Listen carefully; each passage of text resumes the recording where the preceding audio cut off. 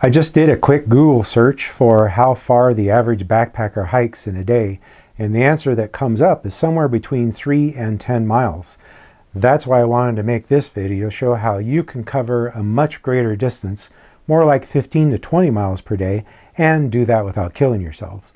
Hey guys, I'm Dan from Shastabubba Adventures, and I'm going to share some simple tips with you that have worked for me now at age 62 to hike those big mile days. If I can do it, you can do it. So let's start with some bigger points that are important for getting you ready to hike those big miles, and then I'll walk you through more specific techniques for what those days actually look like. First, it's important to be in shape for hiking. It's not going to work out well for you if the week before a 60-mile hike you decide to pump out a few push-ups. On the other hand, my workouts are nothing to brag about or terribly strenuous. I do about 30 minutes a day, 4 days a week, and alternate between cardio and strength training. Trust me, it's nothing impressive. If I walked you through my entire routine, you would say, huh, that's it? What makes a big difference is that I'm really consistent about it. I work out all year and try really hard not to miss a day. So don't think that you have to do some massive training routine to be able to hike. It's more important just to stay active over the long haul. Second, it's really important to reduce pack weight as much as possible. If you've seen my videos, you know that even though I talk a lot about ultralight techniques, my actual base pack weight is between 15 to 17 pounds, so not truly that 10-pound arbitrary goal that purists would call truly ultralight.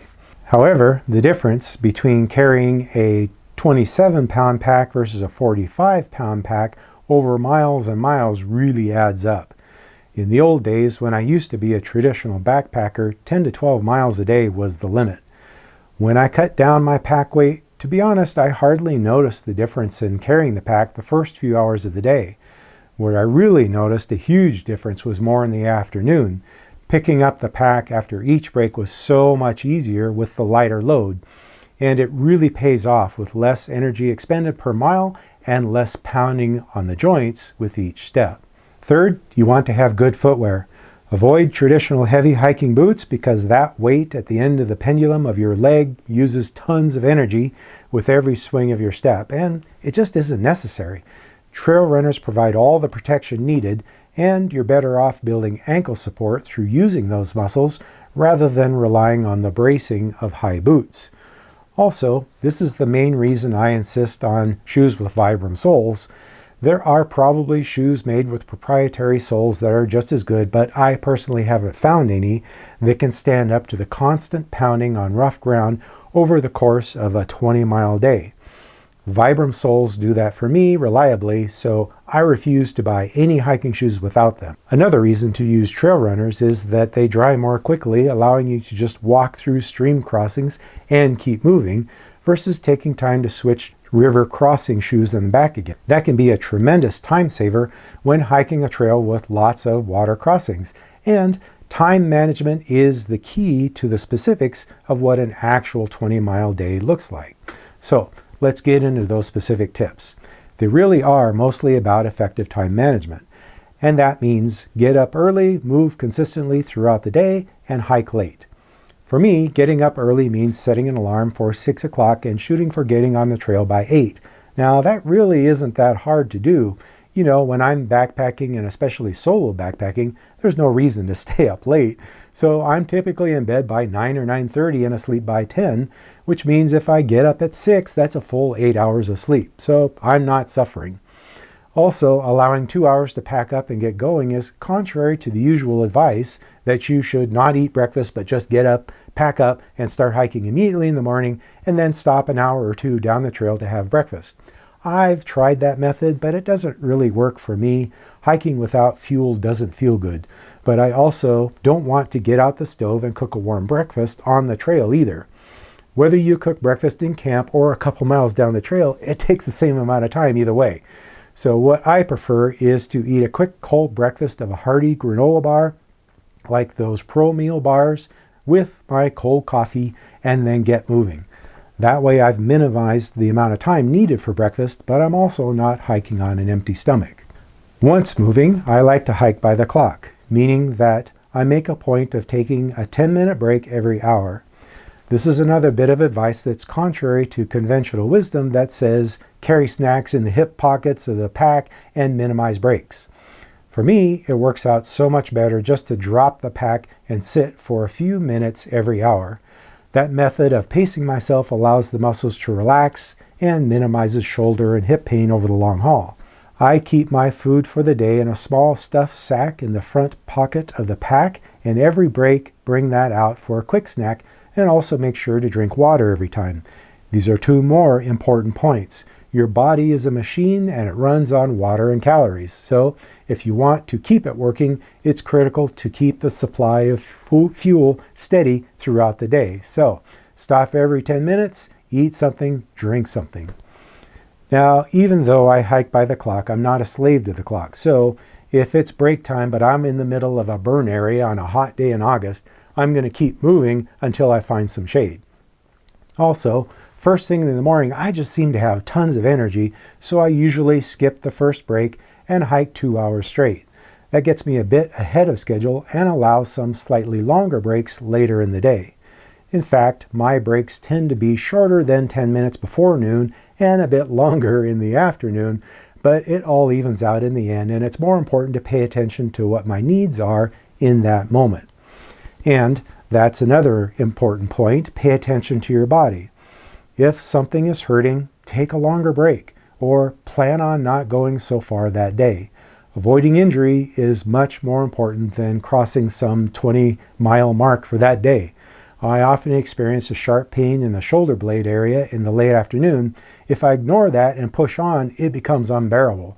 But if I just drop the pack and rest for a while and do some stretches, I can keep going for several hours more. Now, another common bit of advice is to eat dinner on the trail. I go back and forth with this one. It's hard for me to stop around 6 o'clock and eat when I'm just trying to get a couple more miles in. And I don't see it as a time saving since it pretty much takes the same amount of time to eat on the trail as it does in camp. In fact, if I'm cooking dinner versus eating cold, it takes more time because the stove and meal are both stowed inside the pack, and it takes extra time to put it all back, which I wouldn't do if I was eating dinner in camp because it would just go in the bear bag to be hung up.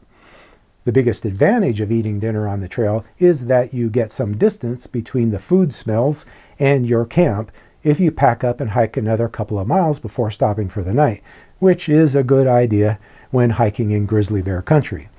But that does lead to another flaw of this method, which is that hiking consumes some of the calories I just ate, leaving fewer calories to burn during the night and keep warm with. That's why I always pack some crackers to eat in addition to the meal. The extra oil in the crackers are fuel to burn during the night, and I can always snack on them prior to hitting the sack if I decided to eat dinner on the trail. Either way, I shoot for hiking until 7:30 or 8, depending on how the day went and where the good campsite is. I always calculate my rate of travel at 2 miles per hour, which might sound really slow. The GPS says my actual moving rate is closer to 2.7 to 3 miles per hour, but figuring on 2 miles, that allows time for my breaks, as well as micro breaks to take in the scenery, or get water, or catch my breath when climbing a steep hill. Now, if I started hiking at 8 o'clock and camp around 8, that's 12 hours of hiking, which adds up to 24 miles in a day.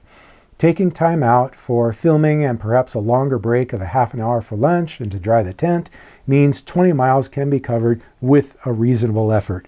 I won't call it easy, but it doesn't have to be a death march either. A couple other points about the rate of travel. I allow an extra 30 minutes for every 1,000 feet of elevation gain, which just makes sense that I'm going to be moving slower and stopping more when climbing. So a 15 or 16 mile day with 3,000 feet of elevation gain is about the same thing in my mind as a 20 mile day with less than 1,000 feet gain. Second, using trekking poles helps tons with moving quickly, and I make a point of employing my power gait whenever crossing long, flat stretches to cover more ground. Now, if you want to know more about how to get the most from your trekking poles, I'll put a link to that video up here. And by the way, I'm sure that many of you have other ideas about efficient hiking and big mile days, so please share those ideas in the comment section because, hey, I'm always happy to learn new things. One of the things I love about backpacking is that there are many right ways to backpack. And I certainly don't want to come across as saying that you have to hike a lot of miles every day to be doing it right. Some trips, I want to be more focused on spending time in camp with my hiking friends. Some trips, I might want to allow extra time to sample the fishing or take a side trip to climb a mountain. Backpacking should be fun, and it's cool if your brand of fun doesn't include big mile days. So, why would anyone want to hike 20-mile days in the first place? Well, there are several reasons. First, it's just a satisfying accomplishment to achieve. Maybe it's similar to running a 5K race, knowing that you're likely to rank among the middle finishers, but it's still a warm feeling of pride to have completed the race at all. Second, it's fun to see more country. It can be frustrating sometimes to be hiking along, slogging along, staring at the same side of a single mountain. I'm often amazed as I'm cruising along at how the view changes throughout the day. And since I suffer that human ailment of always wanting to know what's over the next ridge, it's fun for me to actually get to see that. Which brings me to the biggest benefit of hiking long days, which is getting to do trips I couldn't otherwise do. If my daily average is 8 miles, I would have to plan to be out for a whole week to accomplish a 45-mile trip. If I know I can comfortably travel 15-plus mile days, I can do that trip in a long weekend. That means getting to go more places and experience more amazing backcountry, which is what we're all about anyway, right? Okay, guys, that's it for now. Thanks for watching, and thanks especially for subscribing. It really does make a big difference. And I'll see you next time. Take care. I keep my food for the day in a small stuff sack in the front pack of the I keep my food for the day in a small stuff sack in the front pocket of the